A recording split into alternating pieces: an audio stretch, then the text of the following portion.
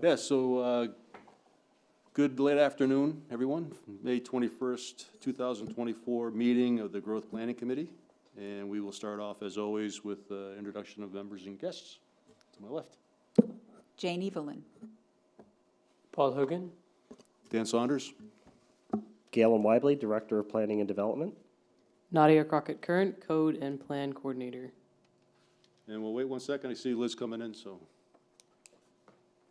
Hey, Liz, we're live.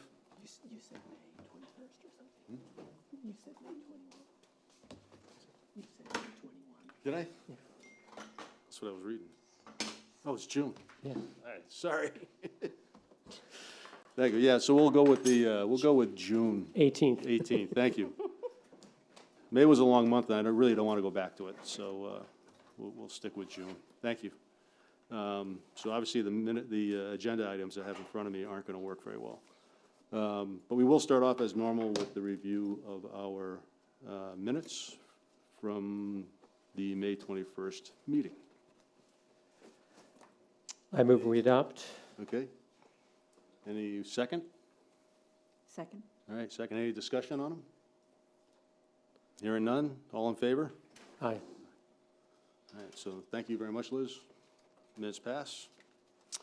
So we will take up where we left off. The town has provided, through Galen's team, a review of local towns, sister towns that have various forms of ordinances or rulings in place for managing stormwater at either sites or subdivisions or a combination thereof. So you want to kind of lead us through this spreadsheet you guys have developed for us? Sure. So again, this is not a complete holistic list. You know, we were able to work on research as time permitted, and we're able to get you at least a good sampling of what some other towns, coastal towns, are dealing with stormwater management and how they regulate it. So I'll just do a brief overview of the various columns, just to explain what we looked at in the ordinances, what we saw that was in common similarity, and what we saw that was different. You'll see the first column after the town is the trigger for stormwater. So this is what activity in the town that is regulated by stormwater management practices. And so you'll see various things here versus subdivision, site plan review, conditional uses, certain residential uses. So it's all dependent on what their ordinance actually stipulates.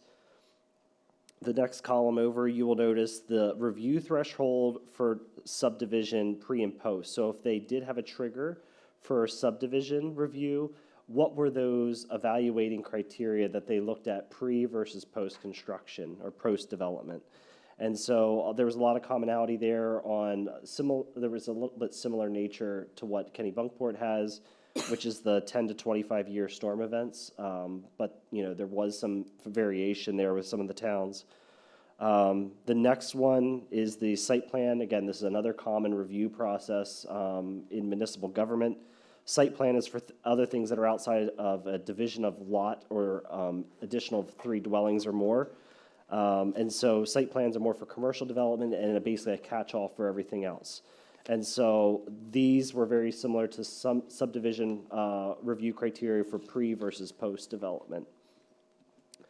The next column you'll see is review threshold for single family development. So I wanted to make sure that was a little bit separated because some communities do regulate single family, some do not. The town of Kennebunkport currently does not regulate for single family development, but there's other communities that do have regulations in place for single family development. So that's, Yep. by that you distinguish that from subdivision, meaning if there's just an isolated house, it's covered. Yep. Got it. Yep. The next column you'll see is did the ordinances or did the town have LID standards, so low impact development standards that we learned about at the prior meeting with Maine DEP. Some of them did, some of them did not. So I tried to summarize a little bit about what they had for lid language in their ordinances, and then there's also live links that will click to their ordinance pages should you need to read more information into what they had in their ordinance regulations. The next one we talked about was fingerprint design, and this one was a little bit more trickier to find. I couldn't find that term fingerprint that main DEP cited. Instead, they did a lot of buffering requirements, and what you could clear for tree coverage. And so I did put those in there. There was a few that did have some sort of practice, especially on the subdivision route, on what clearing you can do for trees, and still keep as much canopy as possible to reduce stormwater runoff and impervious surfaces. The next section is an impervious surface definition. I thought this was important to add because there is quite a variety in not only our town's definition, but other towns. So I thought it was important to put this in here. If you look at the definition for impervious surface for the town of Kennebunkport, this definition comes from us from the shoreland zoning section. So the town of Kennebunkport has incorporated shoreland zoning within our land use ordinance. So under our definition for impervious surface, this is where this language comes from. Keep in mind that your lot coverage definition is what applies to the entire lot if it's outside the shoreland zone. And so we have currently a 20% lot coverage requirement for the town. And that percentage only includes the lot by structures. And so I think that's an important distinction because we don't include impervious surface unless it's in shoreland zoning. And so where that differential plays into is parking lots, roads. We technically do not count that as part of the lot coverage because it's not an actual structure. So I wanted to show that, and then I just demonstrated what other towns had for definitions that you could look at as possible solutions if you want to be more inclusive than exclusive on taking care of lot coverage and impervious surface. In ours, in Kennebunkport, what happens if part of the property is in shoreland, part of the property is not? Yep, so part of the parcel that is in the shoreland zone, that can't exceed 20% impervious coverage in that zone. And then outside, it would be the entire lot coverage itself, the entire lot. Okay, So there's two calculations, and you have to make sure that you're not exceeding the 20% of either the shoreland zone or 20% of the lot coverage outside of Dock Square. Dock Square is the only outlier that doesn't have a 20% requirement. So yeah, there is a little bit of a calculation difference, and you have to make sure that I've seen developers, they've tried to substitute them within shoreland zoning because we don't count it as lot coverage. If it's a driveway or something and they will build, they will expand and use some of that previous impervious area for a new structure. But as long as they stay under the 20% threshold for building, that's fine. Okay. The next section was, did they exempt stormwater management facilities from setbacks? I think the first municipality I saw this in was York. They did exempt setback requirements from stormwater, so if you have any culverts or rain gardens or anything, is there a setback from the property line of your neighbor? Our ordinance doesn't really handle setbacks for those types of, because we don't count it as a structure. So we really exempt them, but there are some towns that require a 30-foot setback from the property line. So that's just something, that's a little bit different that we saw in some of the ordinances. You'll see the next one is about filling in wetlands. This was more prominent, I would say, in Kennebunk, where they had a wetland overlay district to protect wetlands. So again, the reason I looked at this was wetlands are already natural sponges that are already absorbing a lot of the water. So by filling them in, we are potentially allowing this water to go in other places and not drain into the subsurface. So I looked at other towns and what they had for wetland regulations. Some required planning board approval for any kind of fill of wetlands. Currently, we don't require planning board approval for filling in wetlands. And I know that's come up in the past at planning board on that they really should have been able to review this. Instead, we just go off what Maine DEP, if they permit it, we allow them to to move forward and fill in. So that's another policy decision. You'll have to decide if you want to be more restrictive on filling in wetlands or require more peer review moving forward. The next section was a catch-all be-all. This was if they had performance standards for stormwater best management practices.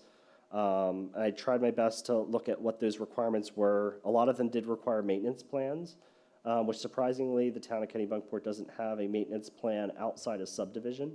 So in site plan, we don't require annual inspection, annual maintenance, like make sure it doesn't get clogged with leaf litter and those types of debris and stuff. And we don't require any kind of deed restriction to be put on place outside of subdivision. So that's something else that if you want to look down that path, that's what that section is pertaining to. The next section is your shoreland zoning performance standards. I think this was pretty much universal around the block because, again, there's the Chapter 1000 guidelines from the state that we have to look at as municipalities.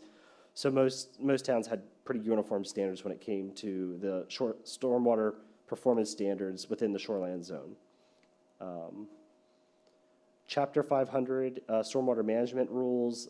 This was if, especially if you're an MS4 community, you would be following these regulations if you trigger, as an MS4 community, the trigger that was in your, in the prior trigger that I listed at, I think it was column 1. If it triggered one of those, then the Chapter 500 stormwater management rules would apply. Each area is different. The town of Kennebunkport doesn't require Chapter 500 rules unless it's for site plan review and it meets the criteria of an acre of disturbance at the state level. So we're just mimicking what the state requires, but there are some that are more restrictive that if you trigger any of their requirements in their shorelands, in their stormwater standards, that you'll have to apply through the Chapter 500 stormwater rules. And there's a whole manual on that. So not for subdivision in town, only site plan? That's the only one that I saw was the Chapter 500 was referenced in that section. I can double check to make sure I didn't miss it, but that was the section. Any idea why that would be? I don't know. I mean, I guess if it's an acre of disturbance, they would be following it anyway. Okay, That would go through DEP review at that point.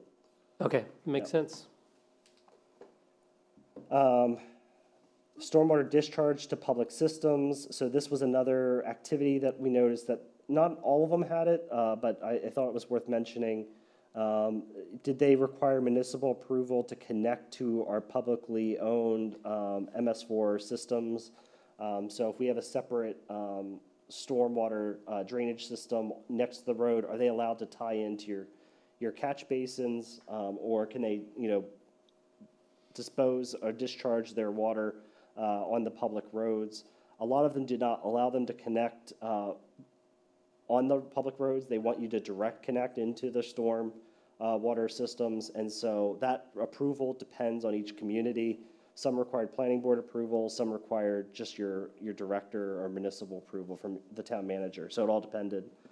Currently, we do allow connection to our systems. We don't have many, but that is done through the public works director. They have to get approval to direct tie-in. Where would they be in town? Obviously where there's sewer, but, So anywhere there's a stormwater system, so Yeah. if there's just culverts and there's catch basins, if they want to tie in, that's where they would. and, One good example is Wilds District Road. They're putting in new catch basins there and culverts. So connecting that together, that'll hopefully connect and go down. So that's a similar and project. that water just goes directly out someplace? It'll eventually go into it'll go to a public water body at some point. Right, but not through the sewer system? No, that'll be a separate system. Okay. So your stormwater culverts are a separate system than your wastewater.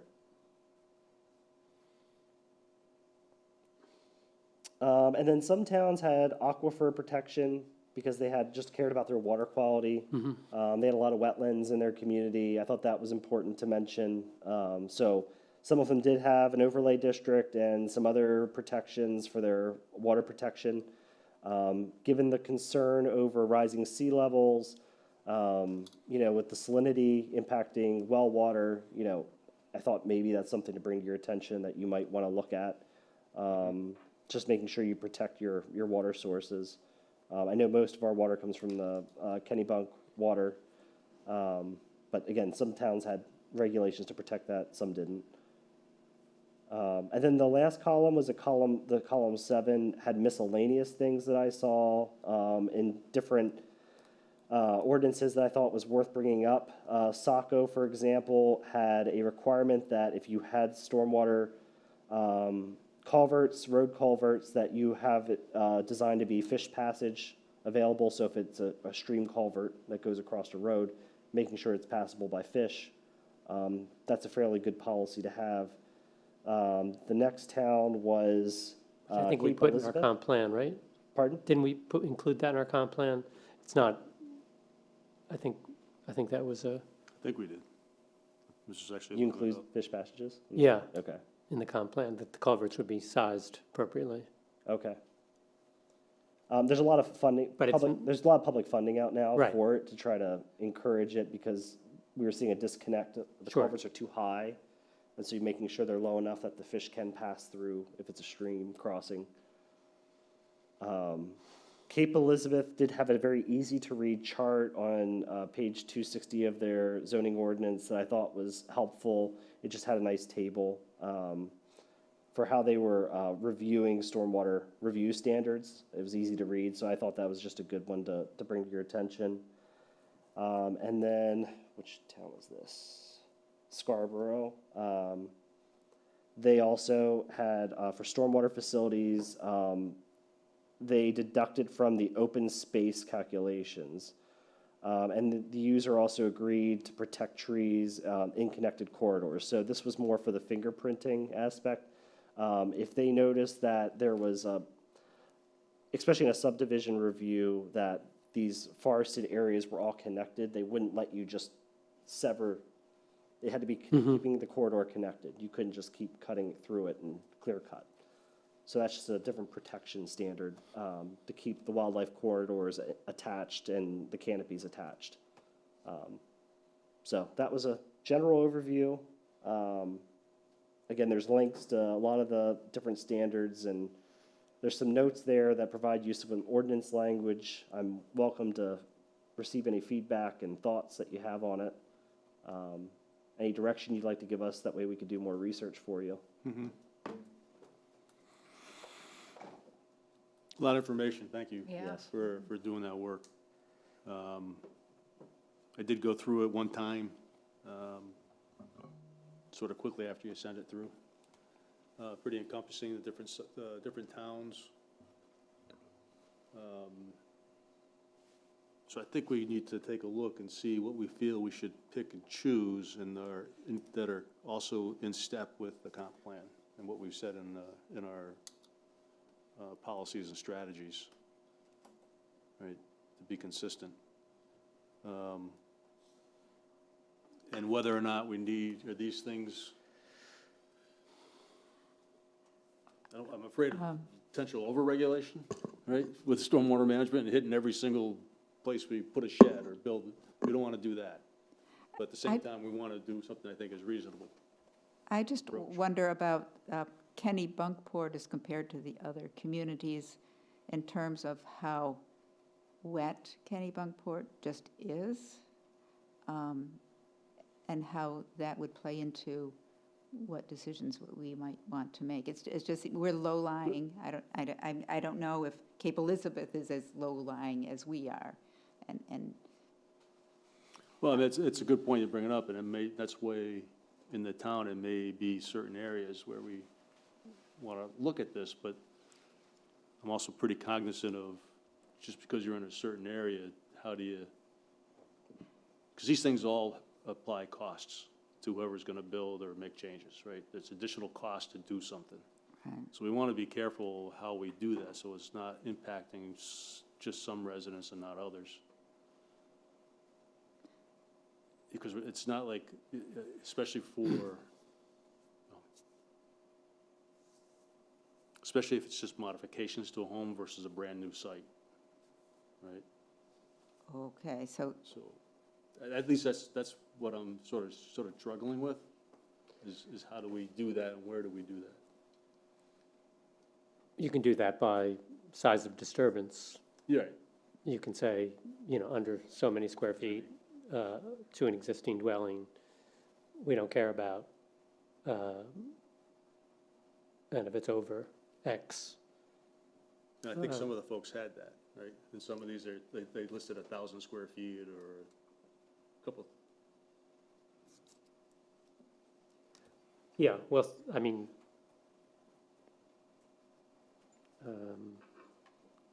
go to the trigger column. Yeah.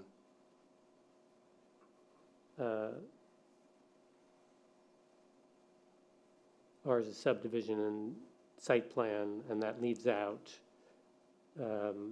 single-family development, new development. Mm-hmm. Others have, an acre of disturbance, 1,000 feet of floor area during a 2-year period. That one I was just confused about, Galen. South Portland's 1,000 square feet of floor area within a 2-year period for new construction. Yep. When you said new construction, did that mean adding on to something? Yep. Okay, If you're creating 1,000 square feet of new floor area within a 2-year period, they'll go back and look at the permit data and determine if you did more than 1,000, then you have to comply with their stormwater regulations. Got it. Again, South Portland's probably one of the more restrictive.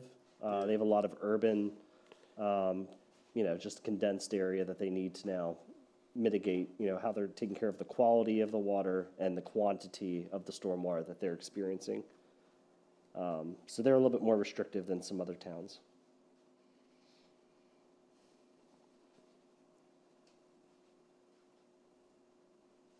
I guess the key piece is if you're gonna be doing something of that nature, where there's the chance that the stormwater that used to be on your land is now gonna run off onto your neighbors, then we wanna take a look at it, right?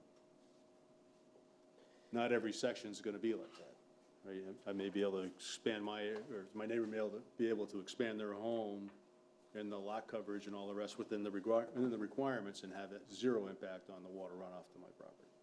In your more, the rural parts of the town where there's a 3-acre minimum, yeah, you're gonna not have the impact, but in our more closely condensed area, it's especially more the village residential, the Cape Porpoise areas, and then Goose Rocks Beach, those are very small lots. And you're starting to see a little bit of it now with just people doing fill-ins where they increase the topsoil for the elevations of the floodplain. And now it's causing the water that normally would go underneath their property, it would be going around because it's going to take the path of least resistance. So because there's such small lots, you can't. Yeah, so how do you manage the one where I'm doing that because it used to come into my basement, right? So I want to keep it from going into my basement, but I've sent it over to Paul's house. Yep, right. And it's going into his basement. And that's happening all the time down there. yep. And that's why I did send you those design recommendations about the dry well. So that's, again, we tried to find some technical sheets. South Portland did a good job with it, that it's easy to use, easy to understand on what you'd have to do to tie in your existing downspouts to a dry well that can retain the water on site.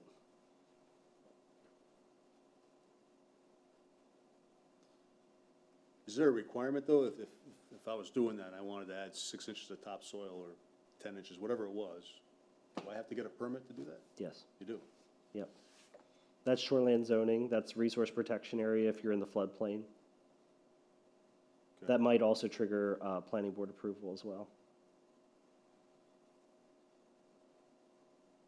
And you're likely gonna be in shoreland zoning if you're doing that. Yeah, Have an because you'd be in the do that. floodplain, yeah. But you're allowed to establish a grade. You build a new house, you got neighbors around, there was no one ever on this lot. If it's not a perfectly flat lot, there's a formula to determine the mean or the average.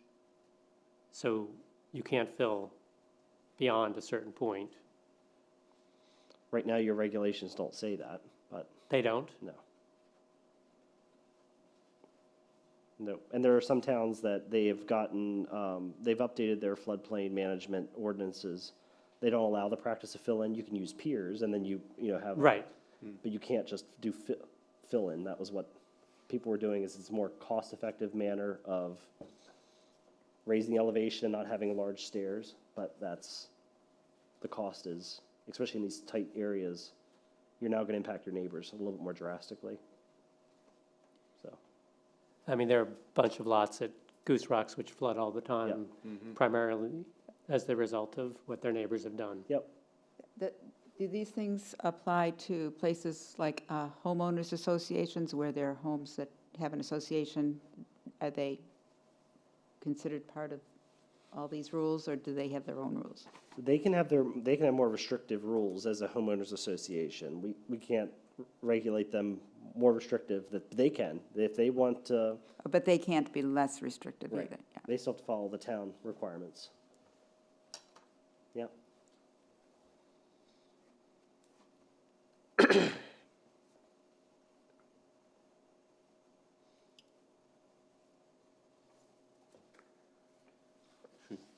What, Galen, top 4 or 5 jumped out at you as being, wow, we should, catch up with the times and the reality of our situation. I know you've only been in town a very short while, but you Yep. have had 200-year storms? Yeah. During that time, yeah. Well done. I think, the 25-year pre-post is pretty standard throughout all the towns. I think we're in that bucket as well. I don't think we need to change that. I do see people trying to get around the subdivision review. They wait 5 years and they do another lot.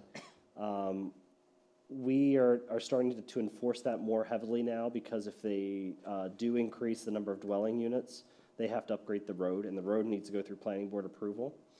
That wasn't always regulated in the past, but it's something that's in our ordinance that we are enforcing. So people think that they can skirt the subdivision rules and planning board review. At least for the road standards, we can require them to catch up to what we need. So for that, you require site plan, and then it gets caught in the Right. site But plan only site bucket. plans for the road, it's not for, Oh, it's just for, right. So, people still get away with the single family. I know it's a challenge. I think that's something that can be addressed, though. I think, either doing low-impact development, whether they have to put a rain garden in, a dry well, if it's applicable to the site. Again, site-specific. Some Right. people may not need one because they aren't next to their neighbors and it's not an issue. But in these closely developed lots, I'm just seeing more parcels being broken up into smaller parcels. And they're next to other adjoining neighbors, and they're doing a single family. And so there's no requirement, and the water runs downhill. You're seeing more, I think most of the prime land in town has already been developed. And so you're starting to see more of an encroachment on wetlands and steeper slopes, and where's that water gonna go? So for that reason, I would be looking more on what are your wetland protections, and then, single family wise, what can we do? Even if it's like a smaller type, movement in that direction, what does that look like? What can we,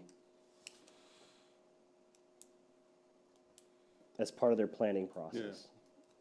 Not require a full engineered report or anything, but just what can they do on the site to,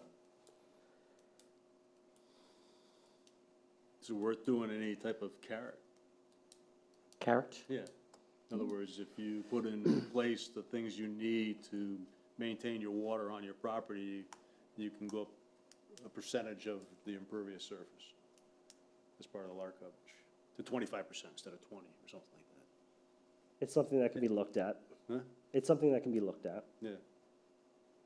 So there's some of that incentive, okay, to do, instead of just having a regulatory requirement. That may But not be if- beneficial to some people. 20% is all I wanted, you know? Yeah, yeah. I mean, I don't see how you could, I think we should be doing it for single family if there's going to be an impact off Yeah. the property. If there isn't going to be an impact off the property, someone's got 3 acres and they're on flat land and it's not going to impact anybody, then no harm, no foul. But I don't see how you establish that without some kind of a study saying the pre and post flow is, is going to be managed on the property naturally, which I'm sure is the case in a lot of the rural area of town.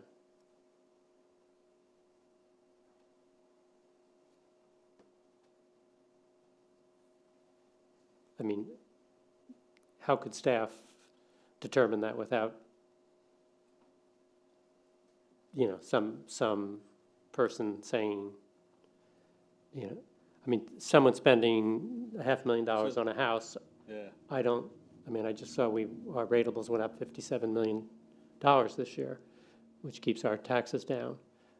So there's a lot of money being spent in town. And asking people who are spending these kind of dollars, the houses that are getting built are not Yeah, small not houses. small houses. No. They're all unbelievably large, Right. larger than the, except for the resort areas, larger than the housing stock traditionally was in the village. And So maybe it's a combination, I mean, like the new construction on a lot, right? Or a, tear down, rebuild, or some greater than 50% change, where you're expanding your footprint. Maybe that goes through this kind of process, which is gonna solve some issues, but not current ones, right? Where people have existing, and maybe we use some type of carrot with that one, whether you can increase your lots, you can increase coverage without. you mean if someone wanted to, Yes, you got an With an existing place existing- now, but the water's running off. Right. It's the way it was built, right? Sure. I bought the property, it was like that. Of right? course. And so did the neighbors, so, but there to be some incentive to put in some of these low impact, low cost options to do so, which is gonna be helpful in maintaining your neighbor's property and actually everybody's property value, honestly. Maybe that's the incentive. Absolutely. Maybe we educate on that piece. Right, well, but, raising a lot improves your value, but decreases your neighbor's value. So, to me, that's another one that needs to be corrected. I don't know, I know some, not around here, but some shoreland, town have required raising of lot levels as well as houses. I don't know how you protect. Any suggestions on that one? State law allows, I believe it's 3 feet above the base flood elevation, that a person can increase the height of the structure, and it can exceed the height restrictions for that zone. And so we have a 35-foot, height limit, so they can exceed that by 3 feet. They can't exceed more than that, but it's helped a lot of those areas that they had to increase the structure, and because the structure was already tall, they're able to still keep that structure in place. So we do need to update our language for that, Right. but we did get guidance from our attorney not to enforce what's currently in our ordinance. So Because we of are- this new state law. Yep. The other thing that we're looking at updating as well is potentially excluding impervious surface calculations for the stairs that are for elevated structures. So getting that from that calculation, we think that's a fair way of looking out for them if they're increasing to be more climate resilient. So how can we Sure. do that in a better job? Yeah, no, that makes sense. Yep. So those are things staff are looking at internally for the omnibus change that you guys will look at. But we still need guidance on what you want for stormwater and Right. low-impact development for the rest of the town.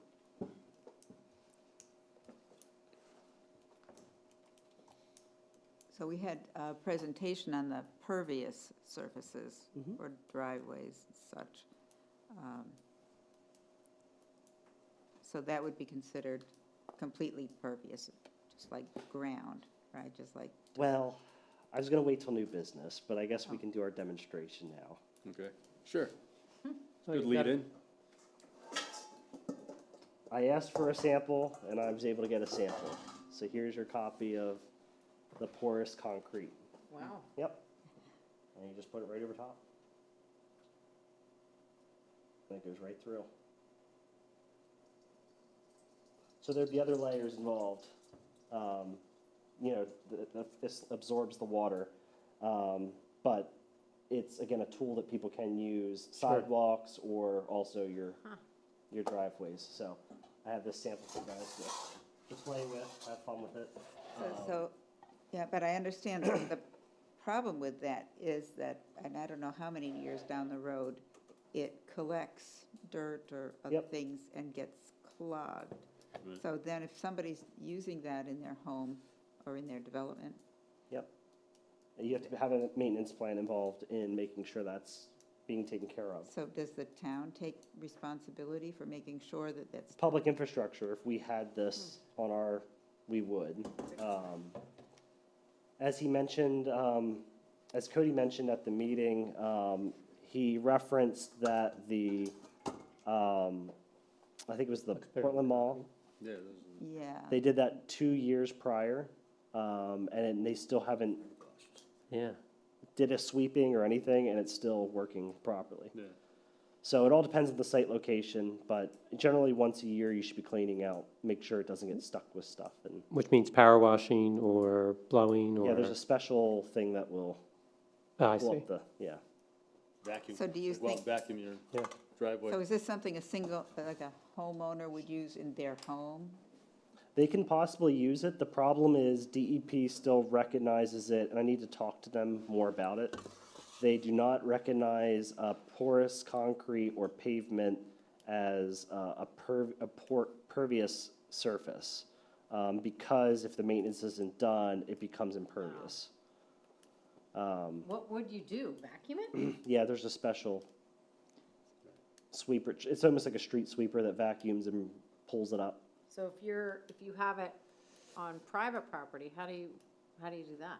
You hire somebody to come in Hire and, someone to maintain the, yep, they make pavers for that have spaces in between, so making sure those spaces remain. And then for the porous concrete, it was a lot larger. Let me send it back. And they said when they make the aggregate, it's almost like making kettle corn, where they get it just slightly coated with the tar, and then you see it, and it looks like more, more spaces, nooks and crannies are in it.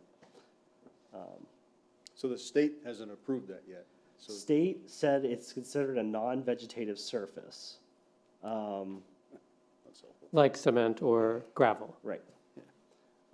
But for some people, I will say, so the cost of that is double what it would be for a regular parking lot. So just take the cost of what it costs and just double it. But for some people on smaller lots, it might be the better option for them to put that in instead of putting a larger BMP, like a huge catch basin Sure. system or lip spreader, that would take up more room on their property. So it all is site specific. It also, where do you want the water to divert to? That's the other thing. But in the shoreline zone, that would still count as pervious coverage, though. It still would. Again, I need to talk to Cody more about that, to see if they're gonna look at any other changes. If there's a maintenance plan involved, then does that cover it? Because then there's an enforcement mechanism that, okay, it does get clogged, then you're gonna need to pull it back up and redo it. Because you can't have more impervious coverage. That's trying to avoid your impacts on the shoreland. Sure. Outside of shoreland zoning, you can explore, if you want, your definition for lot coverage to include your parking, your driveways, any impervious coverage, and you can exclude as a, way of incentivizing it, you can utilize those resources. So that's a method. But that's not accepted by the state right now. No, not for shoreland. Not for sure. Not for sure. Oh, But for our local We're not- zoning yeah. outside of shoreland, We you could can do that. certainly. We could. okay. Yeah. What's the sense of folks here on that suggestion of making our lot coverage definition uniform?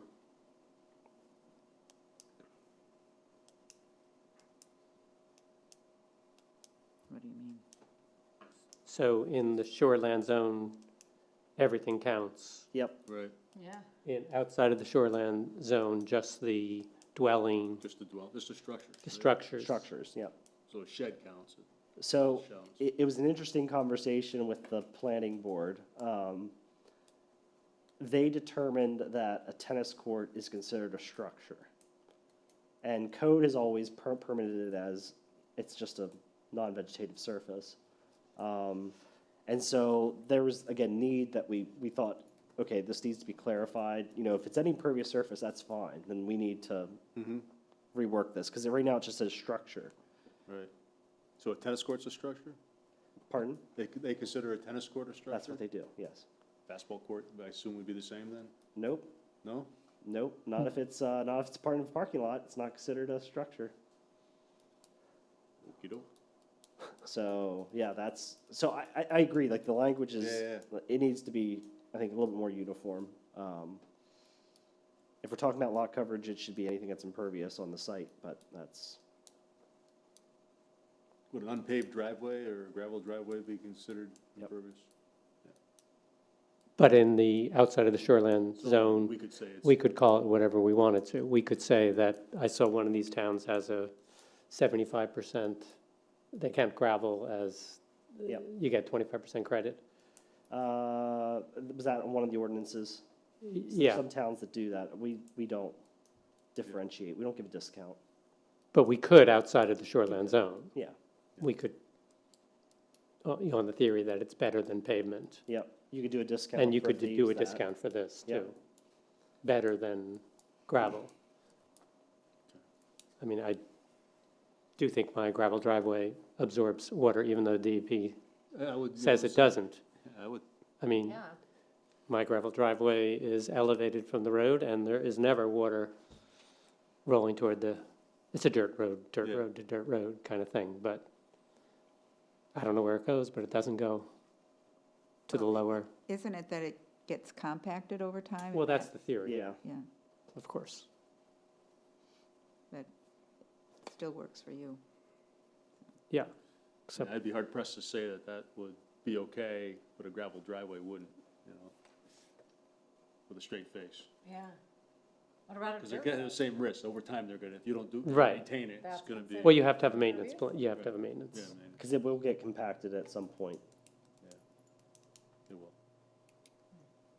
So in the maintenance category, maintenance plan, is the burden put on the homeowner or the subdivision to supply you, the code office, with a piece of paper every year saying whatever it was, we've checked our drainage ponds, you don't have to go out and check that. Right. It's not a burden on you, except that you should do the follow-up to make sure you know that you've got 3 ponds over at wherever, at Hidden Pond, or, Currently, yes, that's how it would work for the town of Kennebunkport. If you're an MS4 community, you will be required to go out and map out your infrastructure and then eventually go into inspections and maintain it. Okay. That's part of the federal permitting process, but for the town of Kennebunkport, we currently know. It'd be complaint, if we notice we're having flood issues, if we're having backups and stuff that were causing issues, we would, if we get complaints, we'll go investigate. Right. Otherwise, we would just require them, just let us know, hey, you're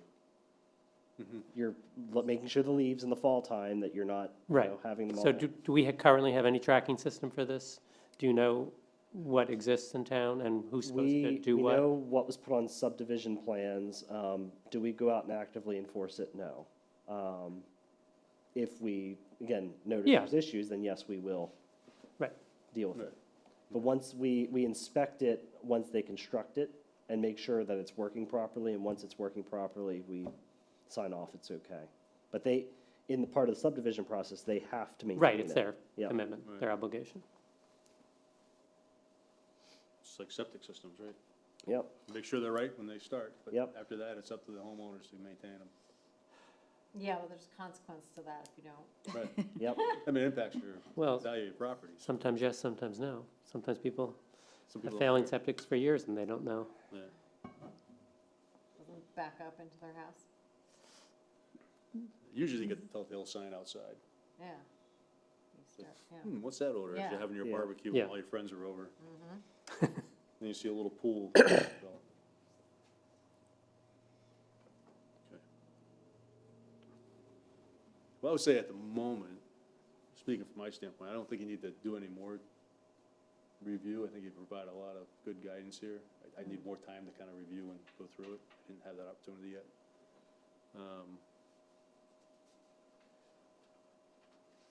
You guys have any other questions on this, or I think we should sort of review it more in detail and come with maybe more questions? That sounds good.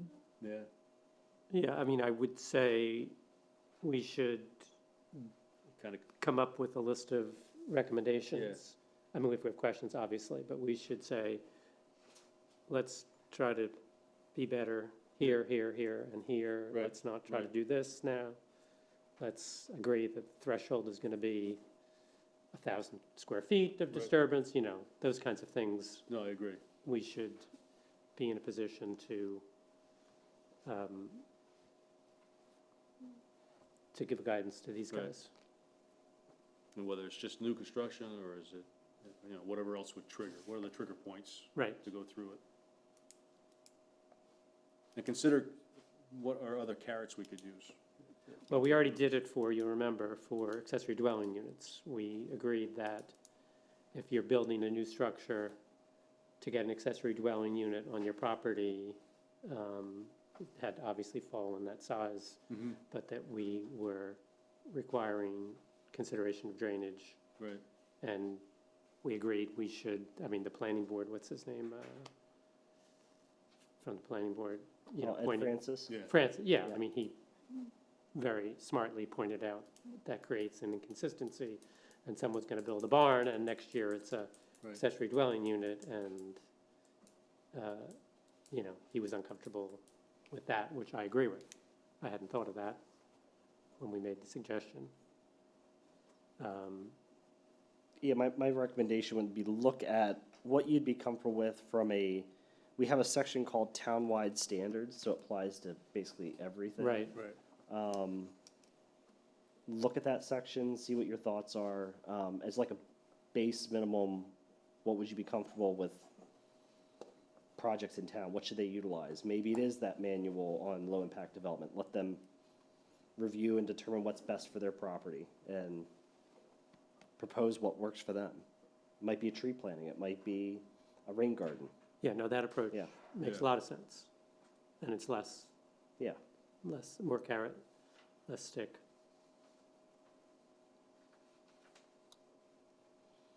okay. Any other questions on this topic for, I think we're all set. you good? Liz? Okay. You said you had something else for us? That was it. That was it. Demonstration, Yeah. Oh, just that, oh. Yeah. Ah, man. So you guys Yeah. can go play with it afterwards, yeah, that's, so it's called, it's called Stormcrete, so it is precast molds that you can get, and, yeah, it's this, we're gonna have this demo in our office, that way people, when they come in, we can educate them on, these are some things you can do to mitigate your stormwater impact. So it's all precast. So the The- parking lot at The parking the lot's mall. not, that's not precast, the concrete is. And it comes in those circles? Well, that's just a That core you- sample. Yes, of course. This is just a core sample, so this would be probably a full, Sidewalk. So what They is come that? in- that But you have? said they come in, different shapes and sizes, I'm sure. yeah. So that- Oh, they have pavers too. yeah. Yeah, yep, you have pavers. But you can have it just all one big thing? Yep. Kind of wondering how it holds up in the winter, when you get those, wonderful 32-degree days and it rains, and then at night it freezes. Does it Yeah, expand like inside and frost crack heaves it, or? and It stuff. says it doesn't buckle. Really? So what's amazing is you take that out, I've done it multiple times and I left it on this tray. It just goes right through. It doesn't stay. No water stays inside. Let you know, that's, you can Until you go, get that first year of sand in there, yeah, that that's you it. haven't cleaned out. Oh, Yeah, Try So that's the incentive to do it. wetting because it, would probably Yeah. and crack, then putting right? it in your Good. freezer, It's gotta crack. there you go. and See if it'll, then see what happens. okay. See, like, if it's fragile, broke your like, sample. what's the deal? Yeah, Well, I mean, again, Sebago Technics, a bunch of the engineers, they're like, they use it in Maine. This isn't fairly new. It's been around for a while. And they're not having the freeze thawing effect. I thought the same thing. I'm like, that Yeah. has to do it. Yeah, Nope. good. how low a temperature, I wonder, is it good for? I guess the temperature's going to be dropping gradually. Yeah. Mm-hmm. well, So, every day's different. Yeah.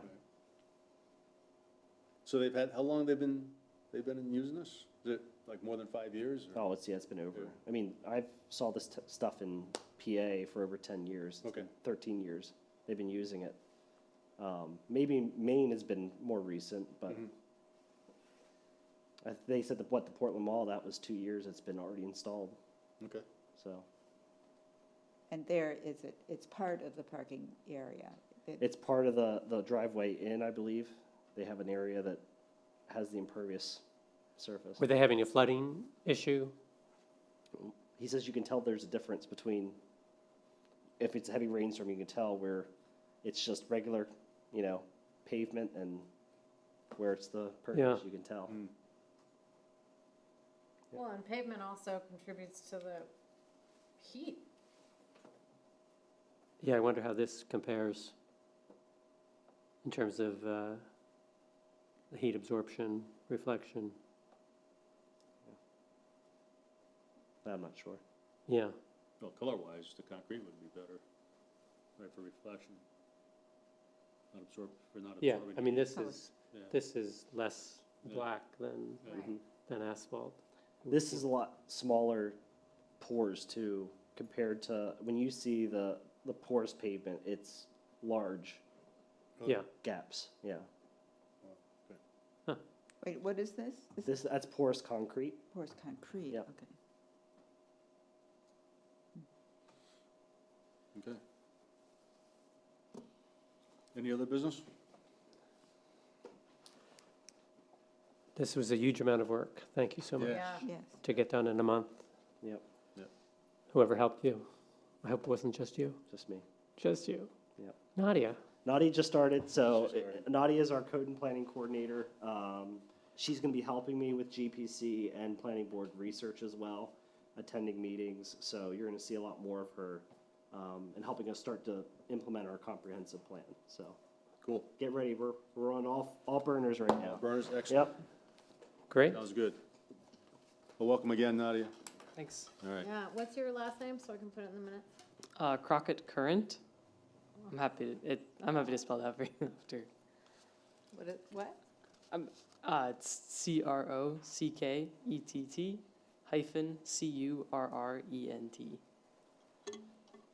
Got it. All right. Oh, just like it sounds. Okay. Cool. Any other discussion? If not, take a motion. I'll make a motion. We adjourn at 6 minutes of 7. All right. Wow. Here, a second? Second? Second? All right. Any discussion? All in favor? Aye. Aye. Thanks Thank a you lot. very much.